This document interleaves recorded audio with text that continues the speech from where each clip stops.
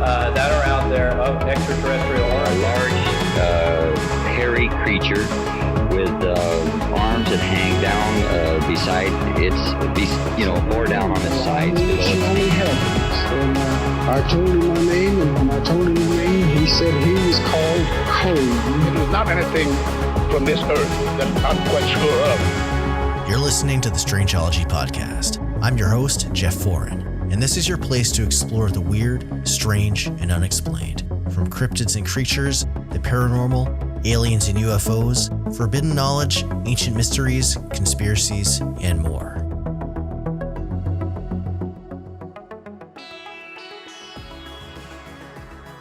All right, folks, welcome back to the show. Today's episode is going to be one for the books. Before we get started, make sure to follow Strangeology on all of the socials for more content, and make sure to sign up for our newsletter over on strangeology.com. Links will be in the show notes, as always. And if you're watching this episode over on the YouTube channel, please subscribe to the channel if you haven't yet. It helps out a ton when you do.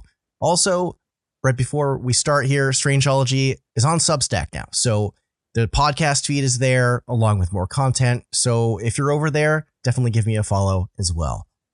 So there's been a lot going on in the world of UFOs and UAPs, as well as talk of potential disclosure, as well as these secret programs that the government has been running for decades now that suggest they're aware of something unexplained going on in our skies, in our oceans. And now I have a guest for today's episode who is really the perfect person to offer his perspective on all of these matters. Someone you've probably heard of, and if you've got your finger on the pulse of ufology. So today I have the privilege of chatting with Nick Pope.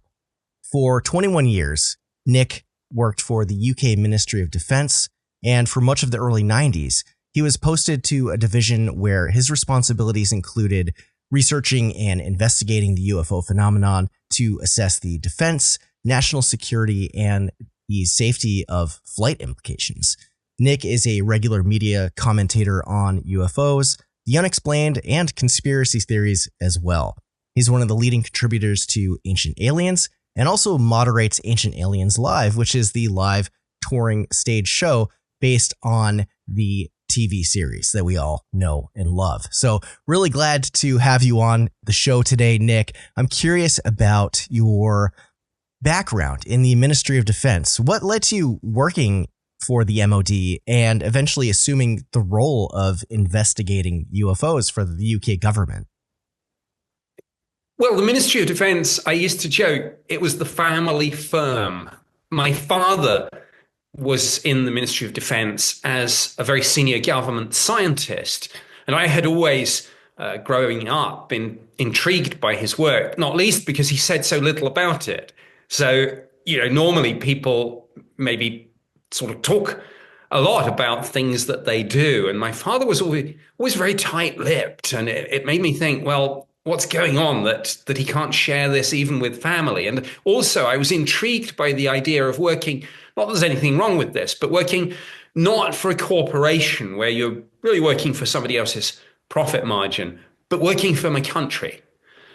So after my education, I was looking around for things to do. And my father, I joke about this now, sort of tapped me on the shoulder, which is a sort of term that's sometimes used in the UK. You get a tap on the shoulder. Someone has a discreet word with you. And my father said, why don't you put an application in? Well, I had mixed feelings. I was wary because I thought, well, a lot of people will say it's nepotistic, but also the standards, it would almost be like counterintuitive. They would set the bar even higher. So I thought, well, I would have a lot to live up to as well. I mean, my father was very senior, but I thought, well, this is what I've always been intrigued by. Let's give it a go. And I did. And I served as a civilian employee of the Ministry of Defense, which is the equivalent in the US would be the DOD. I served there for 21 years. They move you around a lot. And in 1991, I was due for a move. A certain vacancy became available. And that was the so-called UFO desk. And, I did that for the next 3 years of my life. But of course, the fact that we're still talking about this after all this time and I'm still involved, it profoundly and deeply impacted my life's journey. Yeah. Yeah. Well, thanks for sharing your introduction into the whole world. Was it something that you were aware of when you took the position, or was it kind of a surprise on your end that this was the kind of stuff that was going to be coming across your desk? Well, the odd thing is that back in the day, the Ministry of Defense telephone directory, which was probably about 2 inches thick and was itself quite a highly classified document because it had very detailed descriptions of people's jobs. So you would go, I don't know, to the Department of Naval Warfare, and you would read job descriptions, and it would say Commander Smith does updating of the NATO war books, submarine launch code, et cetera, et cetera. It went into quite some detail, and people would leaf through this. Particularly those of us at the junior managerial rank who were right at the beginning of managerial careers, executive careers, we would leaf through this and we would look through all these detailed job descriptions. And there was one, and it just said UFOs. That was all it said. So, of course, everyone was like, what's that? And I never thought, it was just 1,000,000 to 1 chance that I was due for a move at exactly the time that vacancy came up, that I was slotted into that particular position. But I had no previous interest in the subject, no knowledge about it. And aside from seeing just UFOs in the telephone directory under the job description, I didn't even know that the MOD was doing this. Wow. That's really interesting. It's just kind of a shot in the dark as to what you were getting involved with. Now, can you go through maybe your typical day in that job? Like, what did it involve? Well, I know this is a horrendous cliche, but there really wasn't a typical day because it was events led. I'll come on to that in a minute. But one thing that I should say about that particular posting, like I mentioned, I was at the junior managerial rank at the time, which was called executive officer. It's really just the start point for anyone who has aspirations to get to the senior positions. Unlike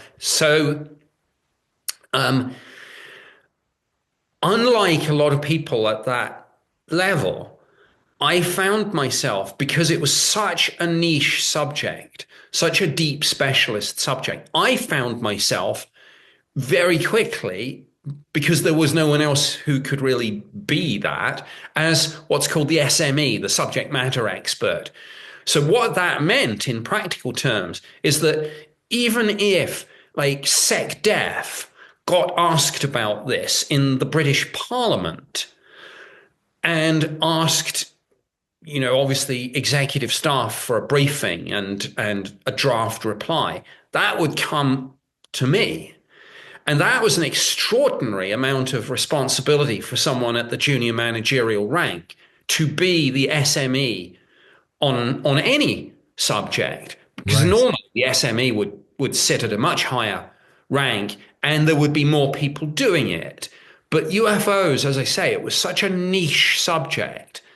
You needed to be such a deep specialist to untangle your Rendlesham forests from your Roswells and your retrievals from your reverse engineering and all of that really the buck stopped with me. So part of my job was research, part was investigation. I could spend a day drafting material for the press office. If the public affairs folks had gotten inquiries from the media, they would have come to the SME and said, hey, answer the question. And, we must be truthful, but we must try and, get these people off our backs, frankly.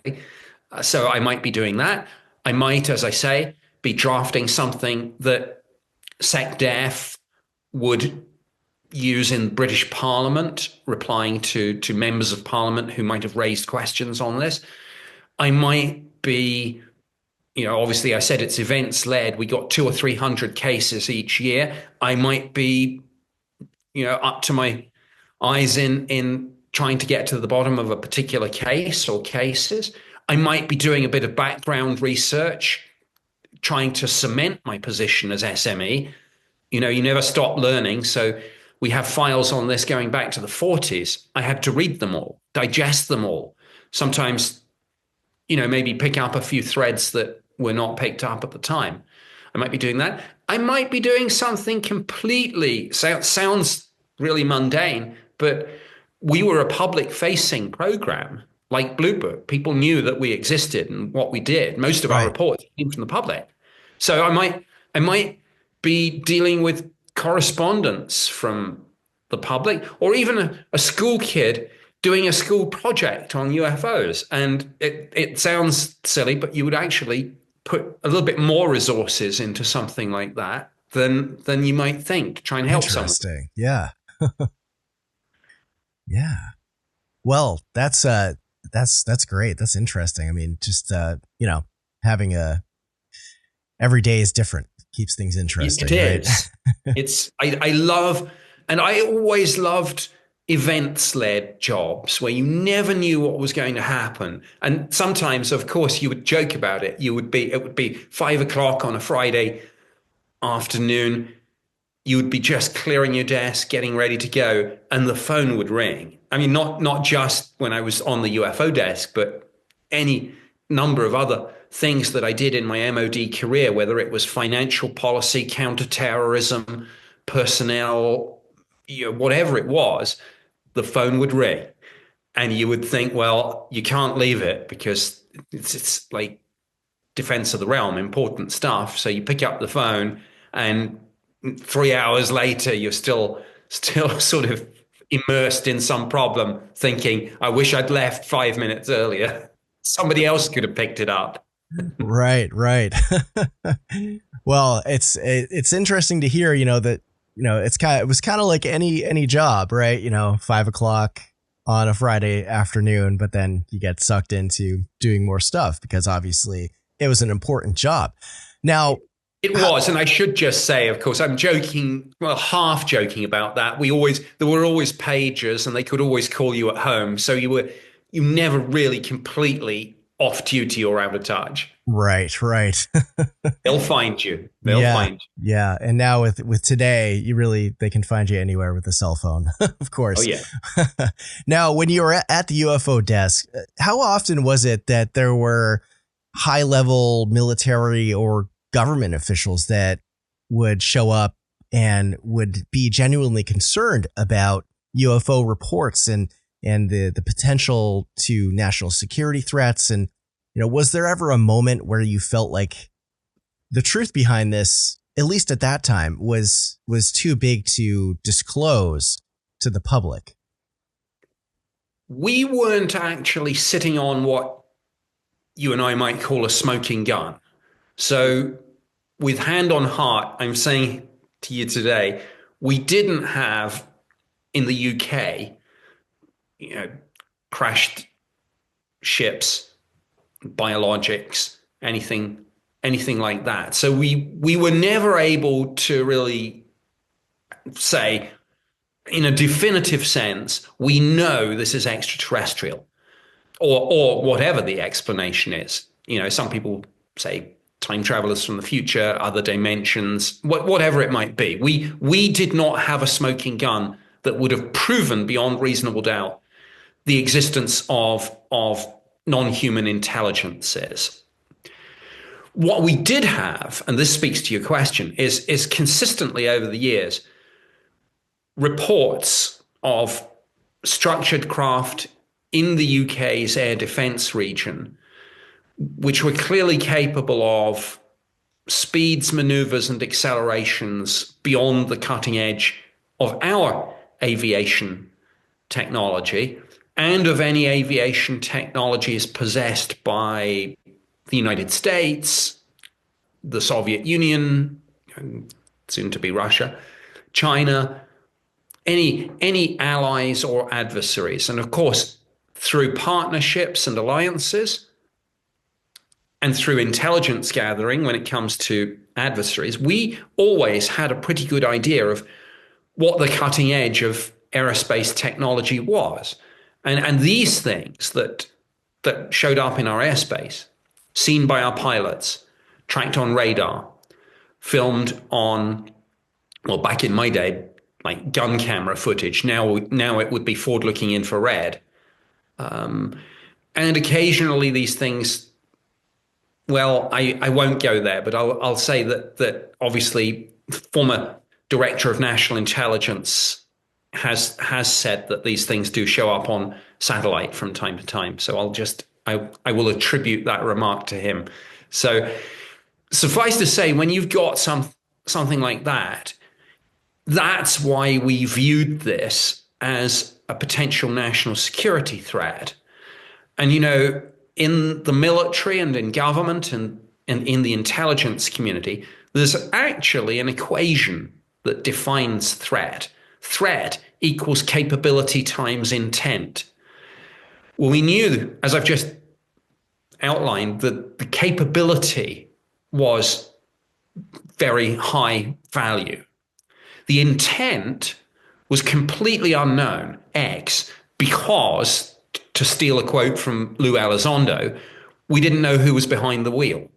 Right. So in that situation, you can't solve the equation. And as we always used to say, it's better to assume there's a threat and then be relieved if one doesn't materialize than assume there isn't a threat and get caught out if it suddenly comes from left field. Right. Yeah, there's a lot of factors with that for sure. Now, obviously, the UK didn't have 100% concrete proof or, biologics or downcraft that we know of. But are there any incidents or reports that came across your desk that you can talk about that stood out as potentially otherworldly, beyond our ability, like something that you couldn't explain, that just kind of, in your memory? Is there anything that really stood out? Yeah, let me pick out a couple of cases. One, because it took place right in the middle of my posting on the UFO desk. And this was a wave of sightings that took place over a period of about 6 hours, late on March 30th and in the early hours of March 31st, 1993. And we had multiple witnesses, dozens of witnesses, all independently reporting from different locations in the UK. A lot of cops, a lot of military personnel on guard patrol. I think the first report came in at about 8:30 at night in the evening from a man who was leading a group of scouts on a hike, if I recall correctly. And he described how this thing was huge. He said it's like remember the old Concorde supersonic passenger jet? He said it was like two Concordes pasted together somehow. Wow. And then there was a report from a rancher, and he talked about this UFO landing in his field. And then when he went there, he thought that the thing had landed or maybe even crashed, but more like landed, because it seemed like a controlled descent. When he got there was nothing to be seen, but I think all the cows in the field were standing in a complete perfect circle, just facing each other, a huge circle, just completely silent. So that was kind of like a bit of an X-file. Yeah. Then we had two military bases that were directly overflown by this craft, RAF, that's Royal Air Force, Shawbury and Cosford. And a patrol of Air Force police saw it at Cosford, low over the base, and at Shawbury. Shawbury was actually the last report that night, and that came in at 2:40 in the morning.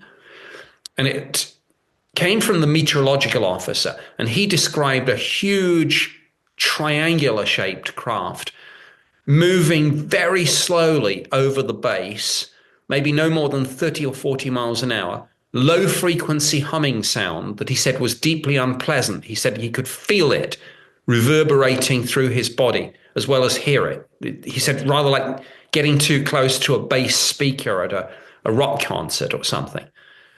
He said a narrow beam of light fired down from the UFO and was tracking backwards and forwards as if it was looking for something. This thing was maybe 200 feet above the ground.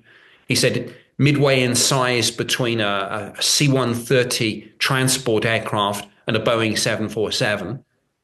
And suddenly, from a speed of maybe no more than 30 or 40 miles an hour, this thing just accelerated away to the horizon in an instant with no sonic boom. So there's another of Lou Elizondo's so-called 5 observables, decades before he introduced people to that term.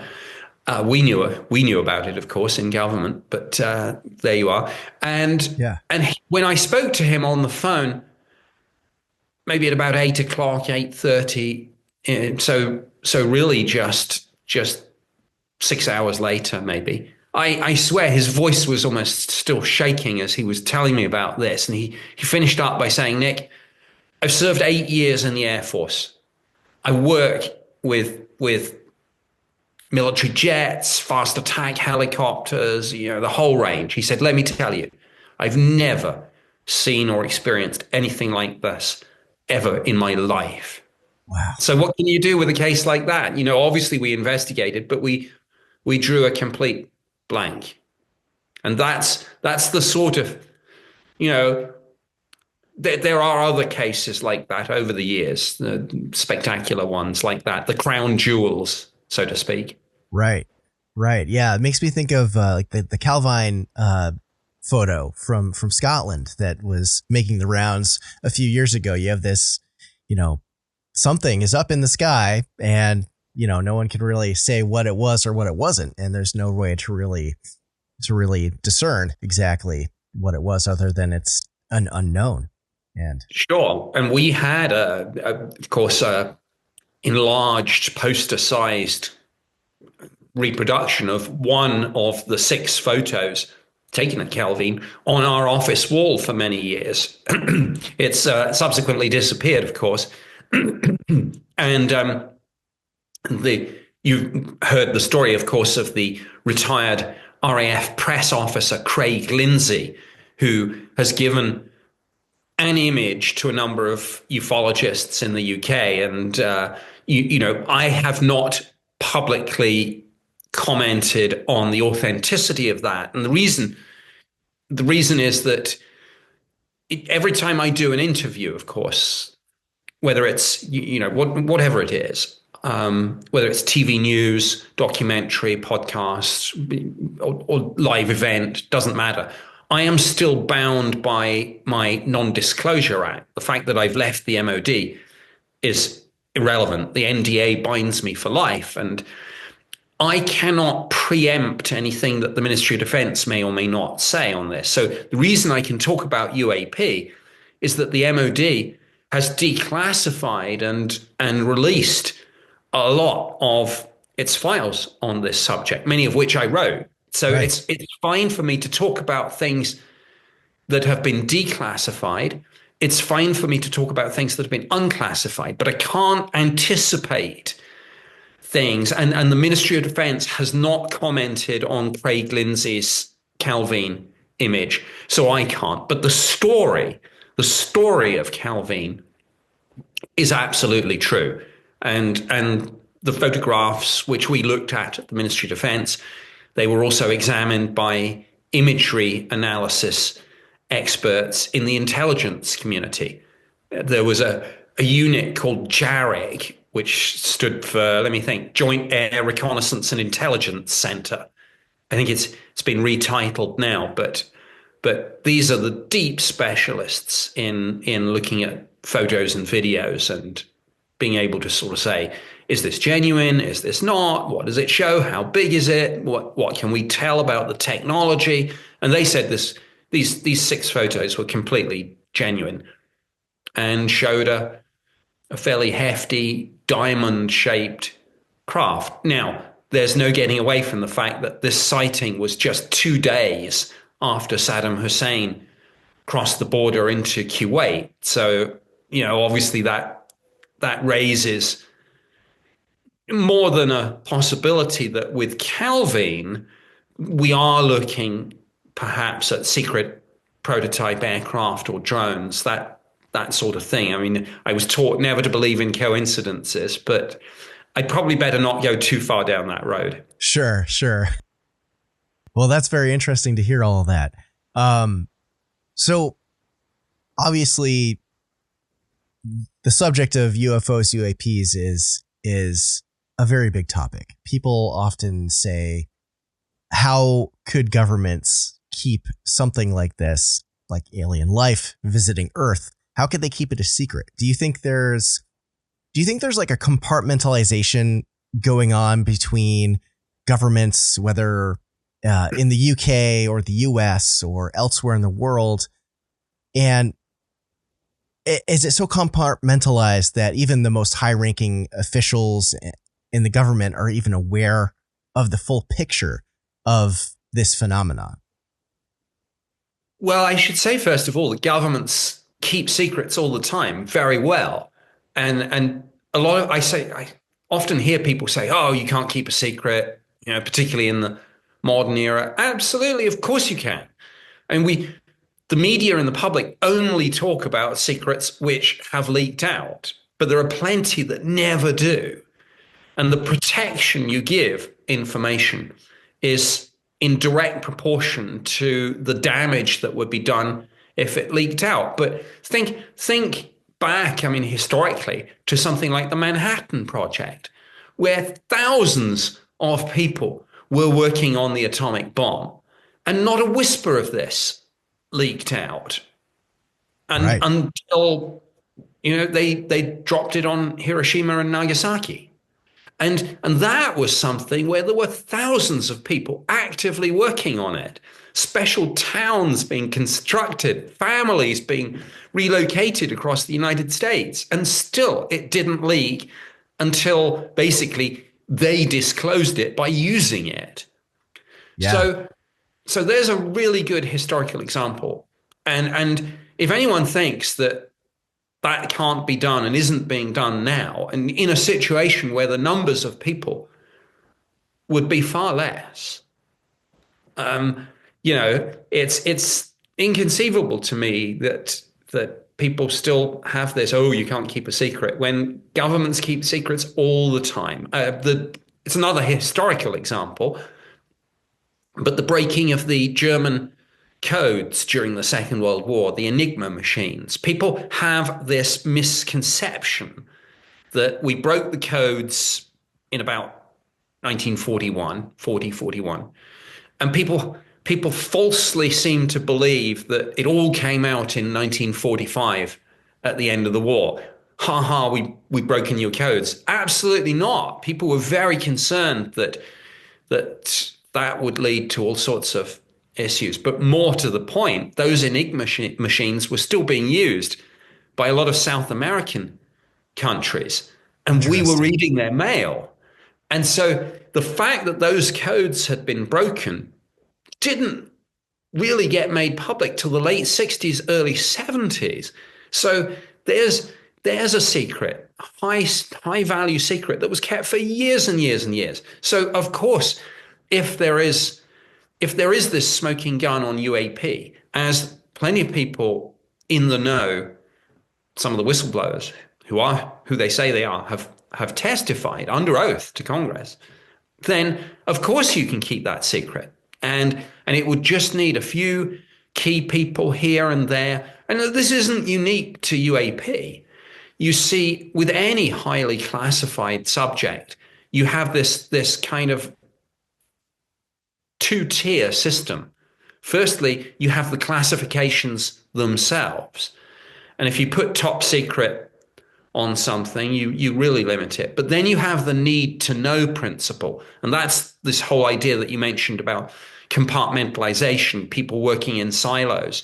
And so you can have a huge subject that really only a handful of people across government know about, whether it's UAP or whether it's other things relating to nuclear secrets, counterterrorism, spies, who at very high level who are passing information where obviously if that leaked, they would be tortured and executed. So governments can and do protect secrets all the time.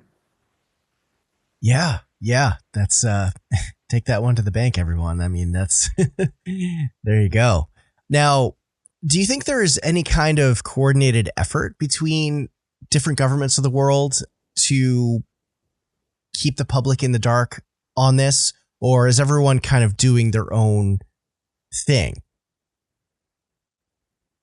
Back when I was doing this job in the 90s, there was very little international collaboration, and there still is not much. It's actually quite surprising and counterintuitive. Britain always likes to talk about the special relationship between the UK and the US. Well, there was no information exchange on UAP. It's only in the last 2 years that we've seen this change subtly, just in one very interesting area. Now, obviously, the unit in the US government that has the lead for this is AARO, the Pentagon's All-Domain Anomaly Resolution Office. Well, in May of 2023, AARO called a meeting held at the Pentagon. And this was the so-called UAP working group or UAP caucus. But what's interesting about it is that it was a derivative of or part of the wider Five Eyes intelligence sharing alliance, which of course is the United States, Canada, the United Kingdom, Australia, and New Zealand. So we know that there was this Five Eyes UAP meeting in the Pentagon, and we know that, of course, the other Five Eyes nations went. I found out and was authorized to say, because this part was unclassified, that 2 officers from Defense Intelligence, which is basically military intelligence in the Ministry of Defense, 2 officers from Defense Intelligence attended that meeting at the Pentagon. So that is, that, to answer your question, that is the degree of international cooperation. And it's taking place, as I say, under the sort of umbrella, so to speak, of the Five Eyes Intelligence Sharing Alliance. Interesting. Yeah, that's because you got to wonder, is there a motivation to, what would the motivation be? I would think that, the U.S. wants to kind of be in the lead of, disclosing, not disclosing, having the information available. But that's it's interesting to hear that there's a little bit more cooperation now than there used to be. But yes, I mean, the US clearly, if you call the meeting, if you chair the meeting, if you host the meeting, you're in the driving seat. So this is clearly, even though the Five Eyes is an alliance, when it comes to UAP, certainly the US is in the lead. And let's be clear about it. If we are dealing with non-human intelligence, and if we do have some materials, the first nation on earth to figure that out is going to be king of the hill. So there are some pretty high stakes. And of course, let's not forget, China and Russia both have programs looking at this, which obviously we're not sitting down and having friendly meetings with them. They're doing their own thing. And we absolutely don't want a situation where an adversary figures this out first, not least because any technology this advanced, if this is what we're dealing with, can almost certainly be weaponized by virtue of the fact that it will doubtless involve generation of large amounts of energy, for example. Right. Yeah, there's definitely some heavy implications for, who wins this type of arms race per se. But kind of going off on a little bit of a sideline, we're talking about the terminology here. UFOs has been, the terminology that was used for a really long time, decades. And in recent years, really since the Tic Tac UFO video was declassified, the 2017 article in New York Times by Leslie Kean, really UAP has kind of become the new go-to terminology. Can you kind of give an idea of why the change for this the terminology and how we refer to this phenomenon? Well, I don't want to sound too boastful, but I did that.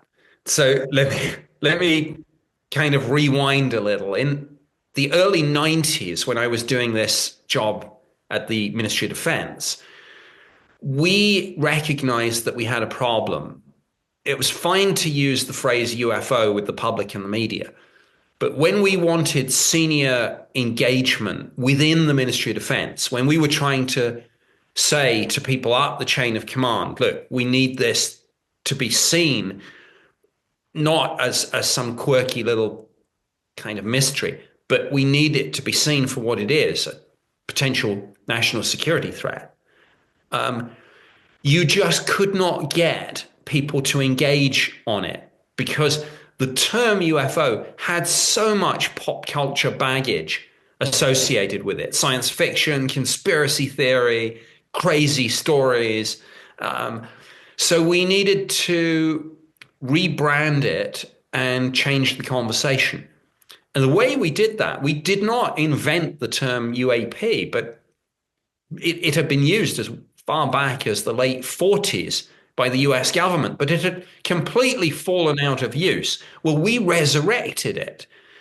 And like I say, not with the public and the media, but internally, we said, we need to look at the UAP issue. And people were like, UAP? And obviously it sounds more like a science problem, a defense problem. So we did it quite deliberately. And in June of 2011, I'd long since left the Ministry of Defense, but I got an invitation to fly to this. This was before I moved to the US permanently in 2012.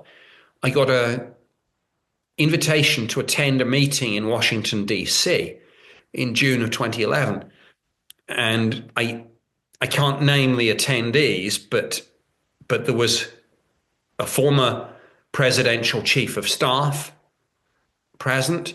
There was a former CIA director present, a whole bunch of kind of government, military, intelligence community type folks.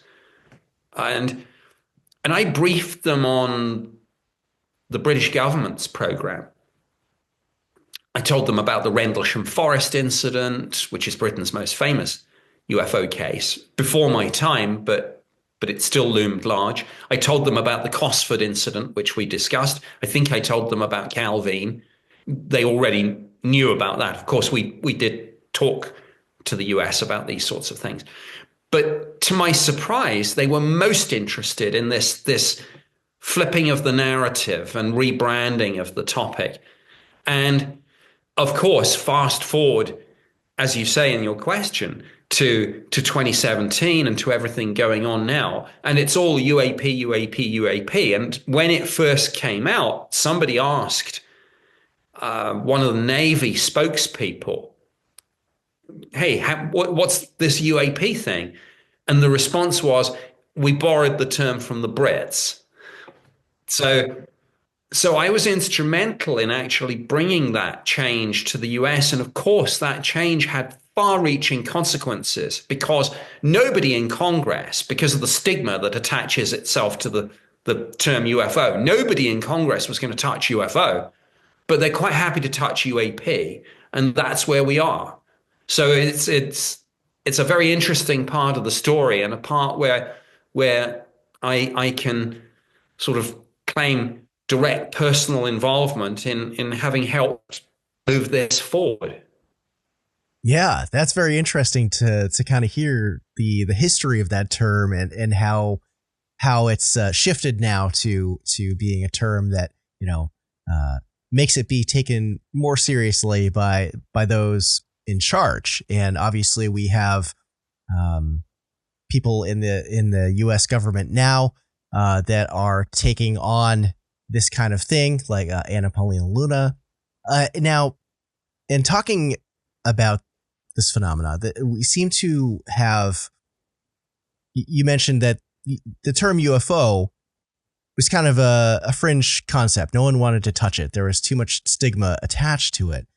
But now we have some government acknowledgement going on, and especially with whistleblowers such as David Grush and more recently Jacob Barber, who have come forward. They've either told their story through the news or testified in front of Congress. What's going on to really allow these people to come forward to share their stories, to share their knowledge of what they can share? Because obviously there's NDAs involved and all of that. Well, all these people are being very careful. So whether it's David Grush testifying to Congress or Lou Elizondo writing his book, all these people are going to this Pentagon unit called DOPSA, which stands for Defense Office of Pre-Publication and Security Review. Because these people are patriots. They don't want to put something out that's classified, that's going to help an adversary, as we were discussing earlier. So they know there's a line. They're careful not to cross it. On the other hand, they think that there are things that are being overclassified or misclassified, and it's about finding that balance. So they are treading carefully. Of course, all these people are thoroughly vetted. People say, "Oh, who is this David Grush?" Well, nobody gets anywhere near testifying in Congress without being thoroughly vetted by Congress. They go to the Pentagon, to the intelligence community, and they say, "Hey, look, we've got this guy. Is he who he says he is? Did he do what he says he did?" And yeah, absolutely. When Jay Stratton was heading up the UAP task force, which was, of course, one of the bodies that came before Arrow, Jay Stratton was the one who tasked David Grush with going around to the different parts of the intelligence community, the military, the government, all the different agencies. And Jay said to David Grush, "Go find out who knows what." So when David Grush testifies, I spoke to 40 people who told me of the reality of this. This isn't some sort of, tittle-tattle down at the local bar. This is him doing his job on the UAP task force as tasked by the director, Jay Stratton. So these people are, like I say, are who they say they are, did what they said they did. And this is a process, and it's still going on. Obviously now, and we've had interest, we've had both classified briefings and public hearings in both the Senate and the House. And within that, we've had it in the Armed Services Committees, the Intelligence Committees, the Oversight Committees. And now we have this new, you mentioned Anna Paulina Luna. Well, of course, as you know, just a few weeks ago, she was appointed to head up this task force on the declassification of federal secrets. They're currently looking at JFK, doing a lot of interesting stuff on that. Right. It's yeah. Not my area of expertise, but of course I'm following it with interest. Next up, I think, is going to be UAP. And what's really interesting is just about a week ago, Representative Eric Burleson announced that he had hired David Grush as a special advisor. So David Grush, and there has been some pushback, obviously, from elements in the intelligence community. But now David Grush is going to get his security clearance back because basically the House Oversight Committee and the task force have said to the Pentagon, hey, this guy's working for us. He needs his clearance back. Make it happen. And everyone in the new administration is obviously, wanting not to make waves, particularly because this task force, it has a dotted line relationship, but to a very real extent, of course, it stems from an executive order that President Trump signed in the Oval Office on the very first day of his second term. So no one wants to go against what the president is clearly minded to do on this. So we're in a very exciting, fast-moving period right now where you could say that these people like Grush, really are sort of gamekeeper turned poacher, but turned gamekeeper again, now that he's working for Congress as a special advisor to someone who sits both on the House Oversight Committee and on the new task force. Wow.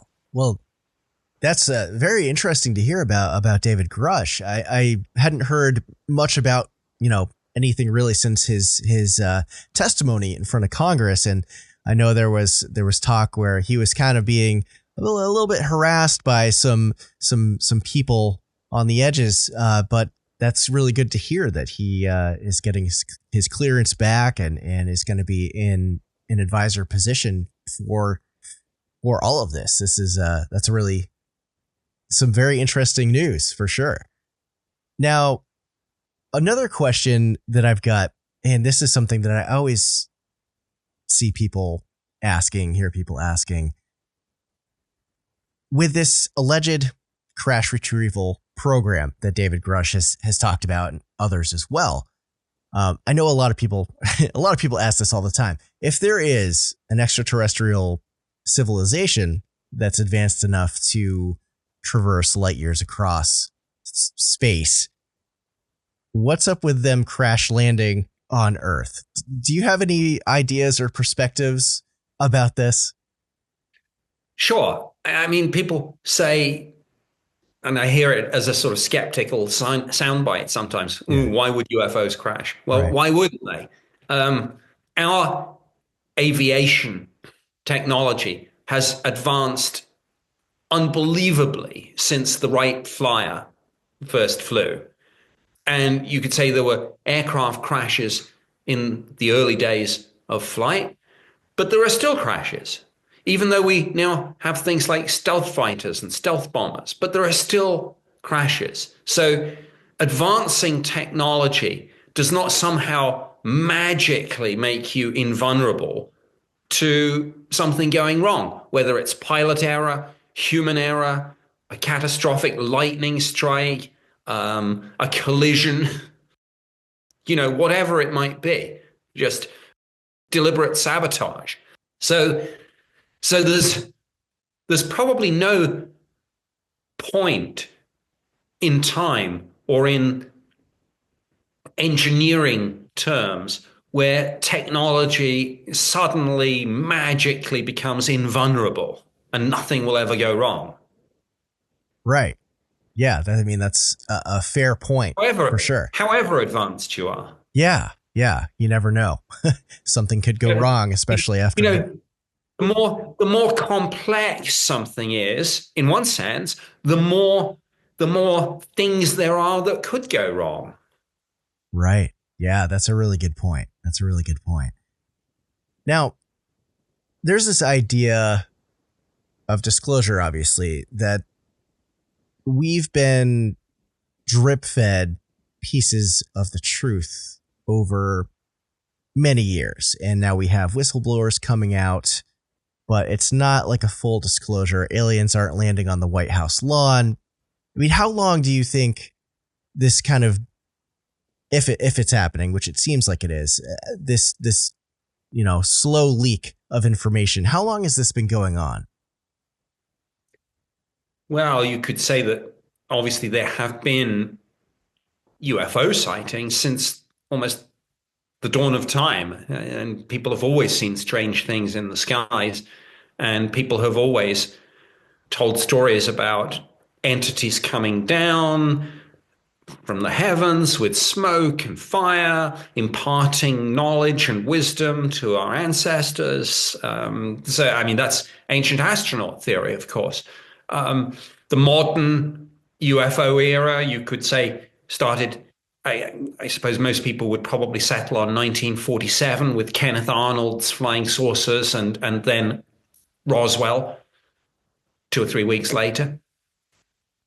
In terms of acclimatization, you could look at some of the science fiction movies, for The Day the Earth Stood Still in 1951, for example, classic tale of somebody, another civilization coming in peace, humans reacting in fear and, with violence, and the message that this is not, acceptable if we're to take our place on the wider stage in the cosmos.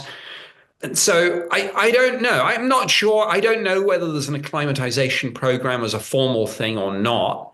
But even if there isn't, we certainly have been and are being acclimatized, because now, whether it's through science fiction or whether it's through all the things that we've discussed, like the US Navy videos, the New York Times running the story, the congressional engagement, people are on board with this.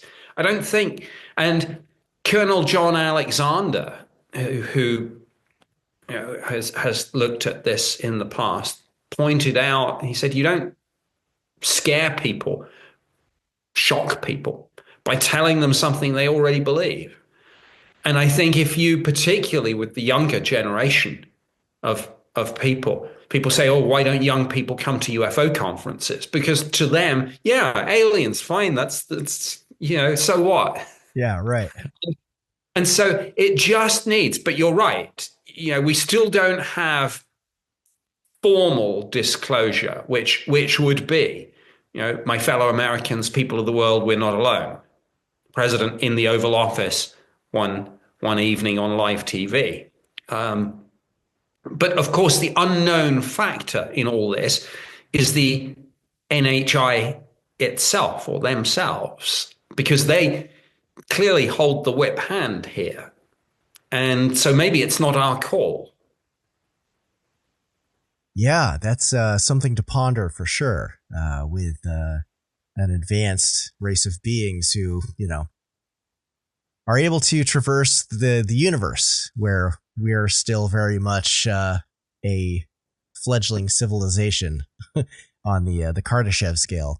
But yes, if that's what we're dealing with, if they want to disclose, they will disclose. Whether that's landing on the White House lawn, or appearing in orbit, or sending a message to every single individual on planet Earth at the same time in their own language, whatever it is, they can do it. But if they don't want to do it, then it's not going to happen. Like I say, they're holding, if you look at this as a sort of high stakes card game, they're holding the aces here, as you would expect. I mean, clearly, if they are coming here, and we can't get there, which we're nowhere near doing, we're a long way off from viable interstellar travel, then clearly they're calling the shots. Yeah, that's definitely a good point. There's been talk too about, and this made me think of this with Colonel Carl Nell had stated previously about this risk for catastrophic disclosure during all the hearings recently. Do you think there's a chance of that, and what are the implications? If disclosure happens, whether just catastrophic, something leaks out or not. I mean, it sounds like, whatever this intelligence is might not let it happen, but, what would happen? Are we psychologically prepared? Maybe the younger generation is, but for everyone else, what happens in that moment?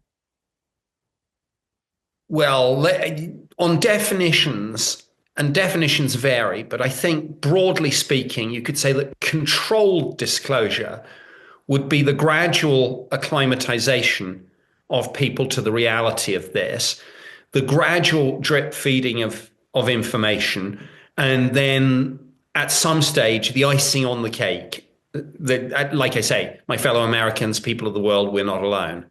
And some people, of course, say we are living through that right now. And some people have even put a date on it and said that that icing on the cake might come in say 2027. I think some people say 2026, but who knows? So that's controlled disclosure. Catastrophic disclosure is it all comes out at once. The carefully made plan to do it gently just fails, and for some reason it all gets dumped into the public domain at once, possibly by an adversary who would then use it for geopolitical leverage. So that's catastrophic disclosure.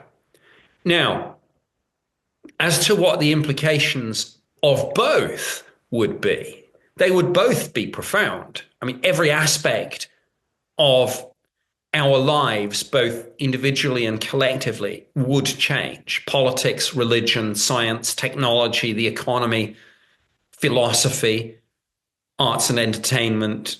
There is no field of human knowledge or experience that wouldn't be impacted deeply by this. And obviously, intuitively that some are going to be easier than others. The very difficult one, obviously, is religion. Religion divides us, starts literal wars, leads to intolerance and hatred and terrorism and violence and things like that at its worst. At its best, of course, it can be a force for good. Education, charitable work, and such like. But inevitably, with something like this, I think it would be like throwing gasoline on the fire. And so that's why these subjects need very careful thought. And if anyone does have it in their power to disclose, they have to think this through very carefully. And here's an example which is a little bit controversial, but I'm going to throw it in anyway.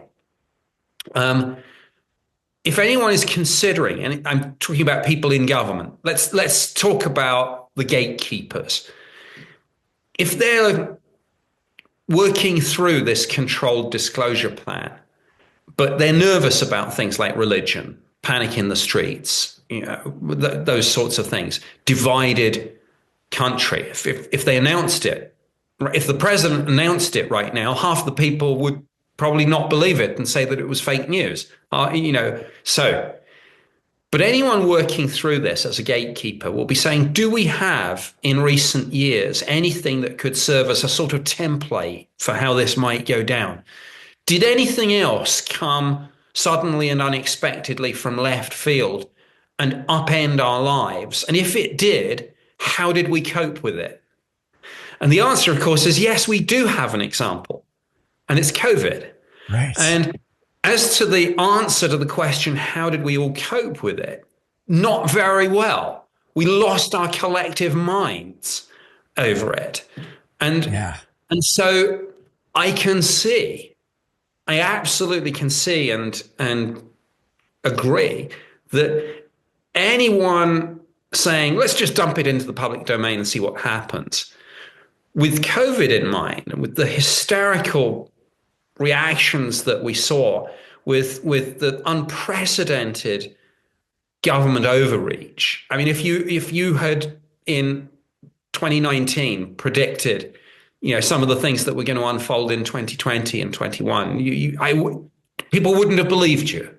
Right. And yet here we are. It's now history, although some people are trying to kind of rewrite and forget that history. So my message is that I do understand the caution, because if we react with hysteria and anger and fear, to a pandemic, which was hardly new. We'd had them before. We knew intellectually that we would have them again.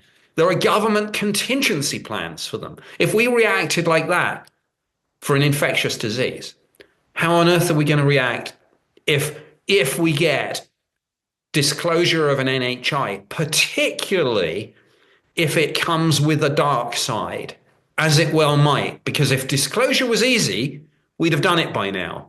So the fact that we haven't tells me it's not easy, it's hard.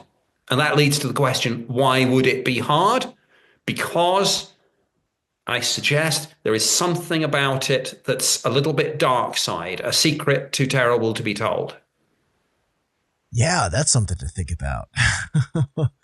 Yeah, for sure. There's definitely a lot of ideas about what this NHI is, and it could be one or the other, or all of the above. What do you lean towards with what this is? Obviously, there's the extraterrestrial hypothesis, but there's also been a lot of ideas being thrown around about it being interdimensional. What's your perspective on that? Well, again, all these ideas would probably have been dismissed as science fiction a few years ago, but now are increasingly been mainstreamed. Even the idea of time travelers from the future coming back to change something because things have gone down a dangerous path or an unpleasant path, and somebody's trying to change that. So all these possibilities are on the table. But if you ask me what I lean towards, I occasionally speculate, well, what if it's none of the above?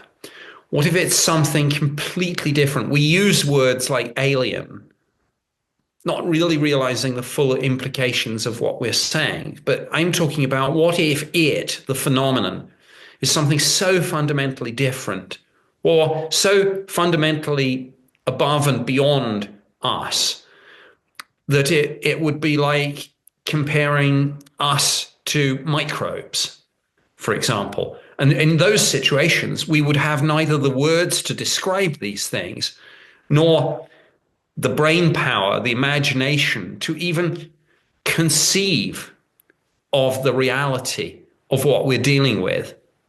And yet, in a universe 14 billion years old, there might be civilizations out there a billion years ahead of us. And what might that look like? People talk about AI and the singularity, and some people speculate we're about to hit that tipping point where AI evolves beyond its programming, becomes sentient, designs increasingly better versions of itself, and evolves into something else. Well, what if that's happened countless times elsewhere in the universe?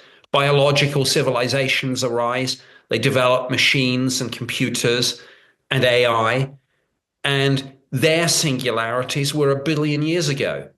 Well, what might that have evolved into by now? And what if that's what we're dealing with?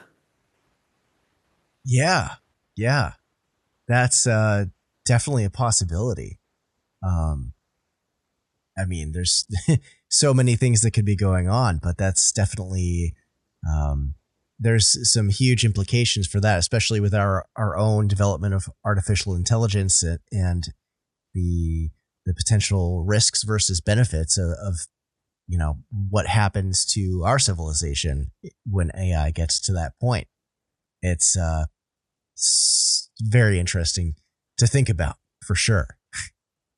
Now, yeah, interesting and a little bit scary. Yeah. But as you said, like most things in life, when I was working at the Ministry of Defense, we were taught to look at every situation, every new development, through the lens of threats and opportunities. And I suspect that AI is not unique. It will bring opportunities and it will bring threats. Yeah. We've just got to manage that, navigate it. Right. While we can. Yeah, while we can, for sure. Definitely. One thing I wanted to circle back to, and you had briefly touched on it before, and kind of diving into the ancient aliens realm of this all, this phenomena seems to have been around humanity for a very long time. Do you think there's a connection between ancient civilizations, ancient prehistoric humanity, and this phenomena? Do you think it has potentially shaped or nudged us in certain directions versus others in terms of human development? A few years ago, I would have probably said that's not my subject, but I'm now in the very fortunate position of moderating, as you said in your intro, Ancient Aliens Live.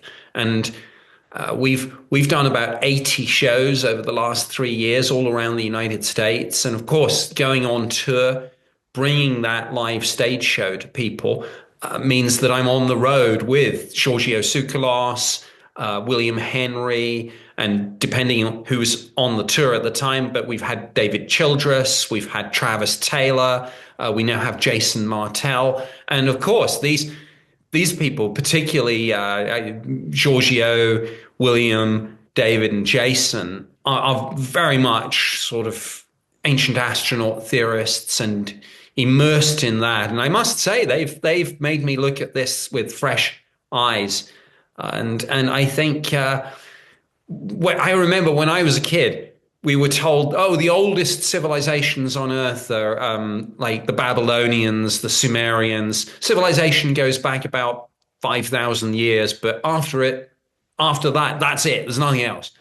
And now what we're finding out about places like Göbekli Tepe and some of the other tepes in Turkey, and suddenly we're talking about, oh, yeah, well, that's 12,000 years ago. But, what the heck? That doesn't matter. Move along, nothing to see. Right. And it makes you wonder. We're finding out more and more about our ancestors and in many ways how sophisticated they are. And all Giorgio and the team are asking is it that much to suggest that, like everyone in life, our ancestors might have had teachers? Who imparted a little bit of knowledge to humanity, science, medicine, law, agriculture, and ancient astronauts, of course, say yes, absolutely, that's what's happened. And when you look at some of the, whether it's geoglyphs, petroglyphs, monuments, and structures that incorporate sophisticated geometric mathematical concepts. We're still finding out things about the pyramids. Obviously, I'm still undecided about this new pyramid. Oh, yes. Theory. The big story. But, yeah.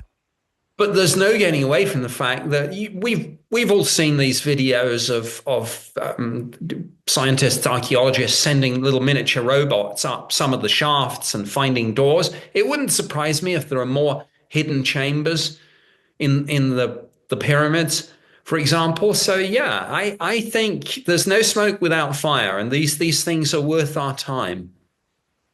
Yeah, agreed. There's new knowledge to be found out about, for sure. And yeah, definitely I have a keen interest on that myself, but it's always been on my radar for everything. And Göbekli Tepe definitely has shifted the world of archaeology on its head. But tying also into I've covered just briefly to talk about Rendlesham. You wrote the book on Rendlesham, which I have somewhere on my shelf back there. And there's the coordinates that Jim Peniston, he got the binary download, and some of the coordinates that were given were towards this mythical land called High Brazil off the coast of Ireland. And I was wondering, what are your thoughts on that? In the perspective of, there's been a lot of talk about UFO bases in the oceans. Do you think there could be a relation or a connection there, especially with the UAP that happened, that came down at Rendlesham all those years ago. There could be, and of course that mysterious binary code message that Jim Penniston effectively got when he touched the side of the craft there. Also, when a computer scientist decoded this series of ones and zeros, not only did coordinates for this mysterious high Brazil, the so-called Celtic Atlantis, come out, but also the coordinates included, again, the pyramids, the Great Pyramids at Giza. Right. So, and the Nazca lines and various other ancient sacred sites where humans have gathered and worshipped for millennia. So it's very interesting. I frankly don't really know what to make of it. On the one hand, it's almost too good to be true. It's like a sort of, ancient astronauts theory bucket list with all these sites. Right. But, I think we'll continue to look at that and maybe deeper in code breakers can find another message. I mean, you often have a message within a message. So we'll see. It's going to take people way smarter than me to figure that out. Yeah. We'll see what happens with all of that.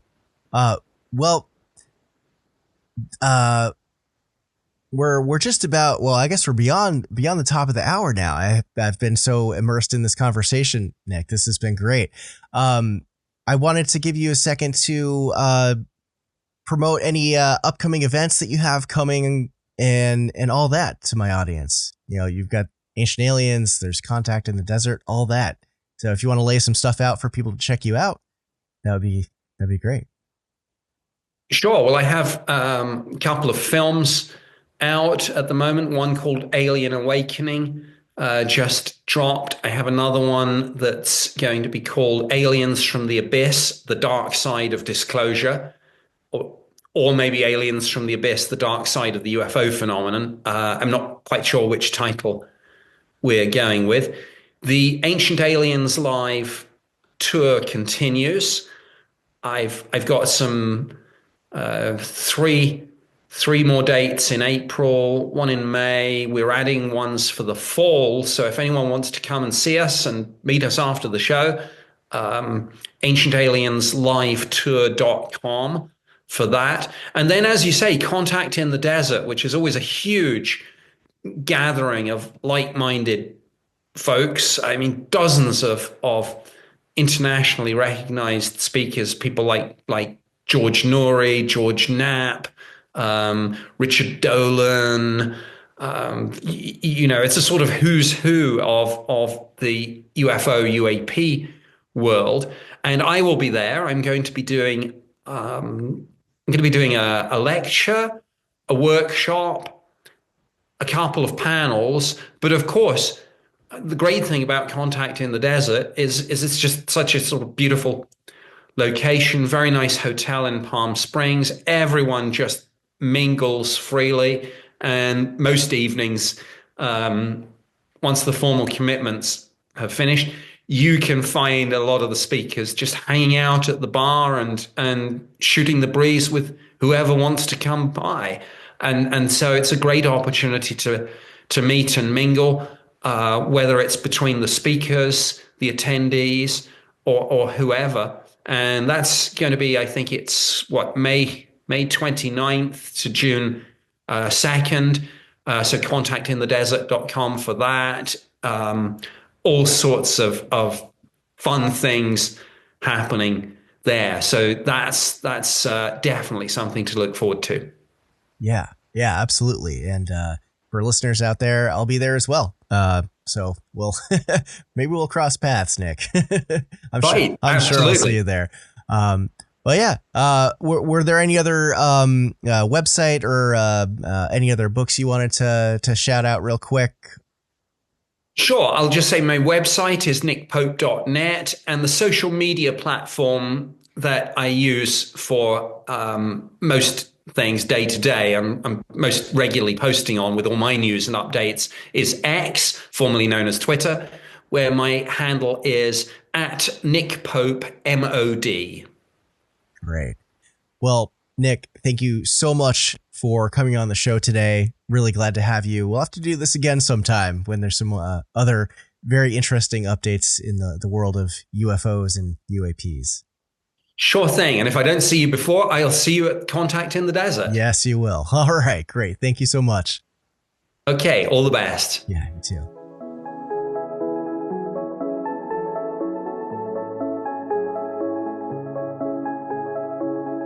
All right. Thanks again to Nick Pope for coming on the show today. It seems that many interesting developments as of recent in the UFO and UAP world are leading to something imminent, and that things are going to get a lot more interesting from here on out. But anyways, I'll have all of Nick's links in the show notes. And thank you for listening to the show and hanging out with me today. There's a lot more to come.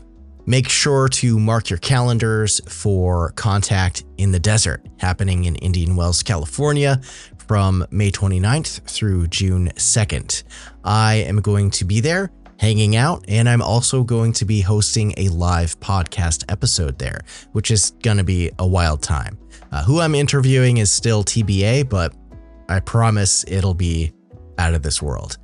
And now I'm also going to be speaking at Contact in the Desert for a presentation on Monday, June 2nd. It's probably going to be a little bit more low key, as all of the main event stuff usually happens on Saturday and Sunday, but it'll still be great.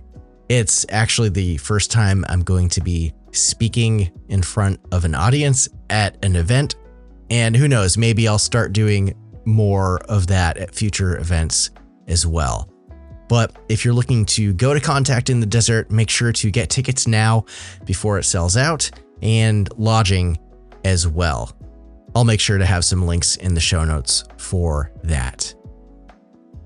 As always, I want to give a huge thank you out there to everyone who checks out the Strangeology podcast, shares it with friends and family. Helps me out a ton when you do that. The Strangeology podcast really wouldn't be possible without the support of listeners like you. To any advertisers or companies out there looking to collaborate with the Strangeology podcast, or if you would like to be considered for an interview on the show, if you're an author, an expert, a researcher, a contactee, experiencer, please send all of your inquiries to info@strangeology.com. I'd love to hear from you. And just another quick reminder to make sure to give me a follow over on all of my social media accounts if you're looking for more content from me, and random updates if you're missing the show in between episodes. I'm most active over on Instagram, Facebook, and TikTok, of course, posting short form factoid videos and all that kind of stuff, but you can also find me on X, Threads, now Substack, and Blue Sky as well. All of those links will be in the show notes. And Strangeology can use all the help it can get. So if you want to help support the show and what I do, you can sign up to become a channel member on my YouTube channel for $5 a month, which gets you access to bonus segments of podcast episodes in the form of Strangeology Beyond, which has whole other research topics from the main episode of that day, or extended guest interviews. You also get early access to new episodes that are also ad-free as well. And I'm working on expanding the back catalog of all of my bonus content over on YouTube. It's going to take a little bit, but slowly and surely we'll get everything up there and up to date. Now, you can also support me by signing up over on my Patreon at patreon.com/strangeology. Higher tiers unlock more perks like early access to new episodes and long format videos, which are also ad-free, just like over on YouTube. And of course, you also get access to Strangeology beyond the members-only portion of the show. There's also things like a 30% off permanent merch discount, as well as exclusive members-only merch, voting power for topics I cover, behind-the-scenes bonus content, and more. So if you want to join a growing community of like-minded people who love the strange and unexplained, it's a great place to be. I appreciate the support so much, and the more of it I get, the more content I can create for everyone out there who loves this stuff. And to those members out there, past and present, thank you so much for your support and your continued support. And speaking of merch, don't forget about my shop over at strangeology.etsy.com if you're looking to pick up some 14 shirts, stickers, prints, and gear. I've got designs on all sorts of stuff. I do all my own artwork, and I've recently updated the shop with a few new designs. I'm always trying to add more as I have time with my busy schedule. So definitely check that out and keep checking back. Any of the proceeds from the merch shop goes towards keeping the podcast going and keeping Strangeology HQ up and running. So definitely check that out. Links will be in the show notes. And that's all for now. Unfortunately, there won't be a Strangeology Beyond interview extension this week, as scheduling and timing didn't allow me to take extra time with Nick Pope today, or to come up with a topic to chat about, since there's so much going on. With the weekly episode release schedule, we're going to have to switch things up for a little bit to have the bonus segments be something more like once a month, or as often as I can, leading up with all the prep work I have to do for Contact in the Desert and everything else going on with my home renovation stuff. So thank you for your patience and bearing with me preemptively for all of that. We're going to try to get back to a regular thing with the bonus content episode extensions. But for now, we're doing the best we can. And hey, weekly episode releases is pretty good. I've been wanting to get to this point for a while, and hopefully we can keep that velocity up. But anyway, as I always say, until the next time, take care of yourselves and each other, and keep it strange.